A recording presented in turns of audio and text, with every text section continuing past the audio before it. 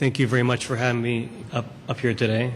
Hearing those great talks this morning really reminds me of the evolution of congenital heart surgery and how we've now come to a day where we can screen for congenital heart defects in babies.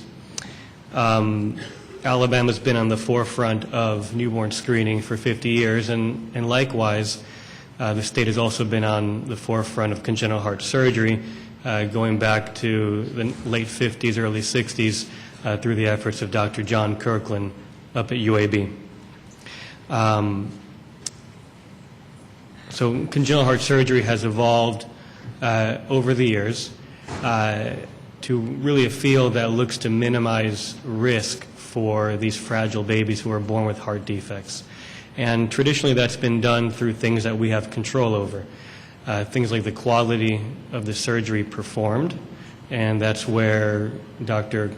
Kirkland Sr. excelled at and has passed on his talents to his son, Dr. Jim Kirkland, who's currently head of cardiovascular surgery at UAB, and on nowadays to Dr. Bob Dable and Dr. David Cleveland, who are also congenital heart surgeons in our up at Children's of Alabama. So we can control the quality of the surgery. We can also control the quality of the post-op care. And we have an excellent cardiac ICU division staffed by ICU doctors and pediatric cardiologists. So the results that we have here in Alabama for congenital heart surgery are no different than in any other top center around the country. And it's really thanks to, in part, things that we can control. However, as we moved really into the end of the last century and the beginning of this century, there were things that we learned that we couldn't control. And really it's the condition of the baby upon arrival to our cardiac unit. So this is where prenatal screening and pulse oximetry screening more recently have helped us to take the next leap of minimizing risks for our congenital heart babies. Prenatal screening, which is not the topic of today, but that's carried out by the obstetricians who evaluate babies when they're fetuses, and they identify heart defects. So these babies are then born at our center, and we can control their circulation. We can make them be in an optimal condition as they head into the surgery. So the risks for a baby undergoing heart surgery these days is about 1%, sometimes heading up to 5 or 10% for the most critical conditions. However, we do not like when babies present to us in critically ill state. Their risks then go up, and the risks are then in the ballpark of 10% up to 50% mortality rates for these operations.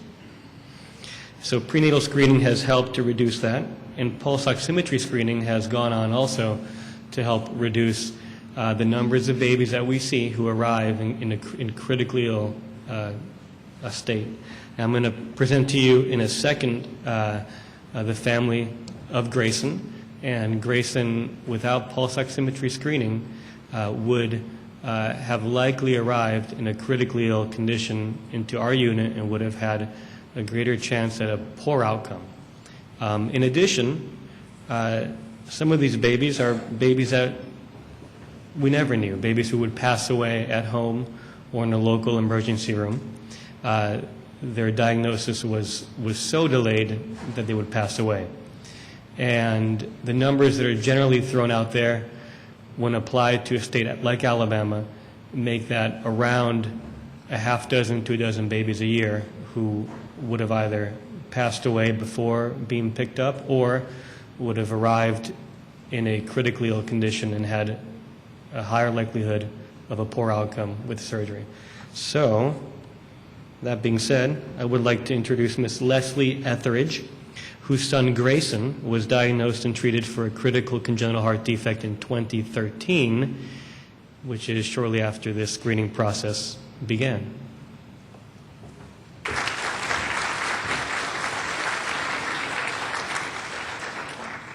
Hello, everybody. My name is Leslie. I am the mother of Grayson. If you see a little 2-year-old running around, he's sleeping right now, but that is our little baby. I had a normal pregnancy. Everything was fine. Everything was healthy. I gave birth via C-section December 29, 2012. So it was actually a little bit before it was put into 100% of place in Alabama, but everything was fine after birth. All the doctors and everything said he looked healthy, looked good. We were actually preparing to go home the next morning, and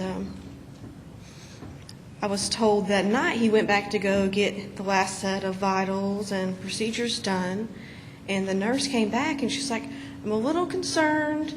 Your respirations are up a little bit. The SATs are off a little bit. I'm going to come back in a few minutes. I'm going to recheck. So I'm like, okay. So she comes back, brings him back, and our regular doctor, Dr. Parker at the time, pediatrician, decides to send him up via ambulance to Baptist South to the NICU because they knew something was going on. His pulse ox in his hands were at 97%, but the pulse ox in the lower extremities were 87%. So they knew either had to do something with his heart or something with his lungs. They weren't sure. So they sent him up to the NICU at Baptist South. Then there they did further testing, went ahead and put him on, figured it had to do something with his heart there, and put him on progesterone.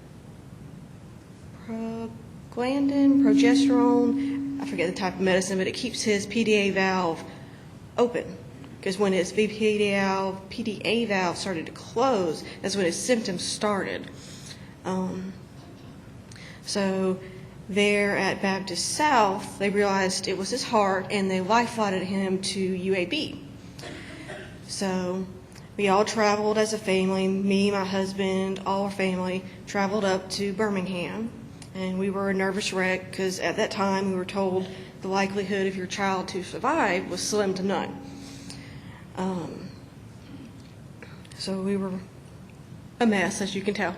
And we got up there, got to the ICU at UAB, walked in, me and my husband, and right behind us walking in is Dr. Carlo and another pediatric cardiologist came in with the echo machine to perform an echo.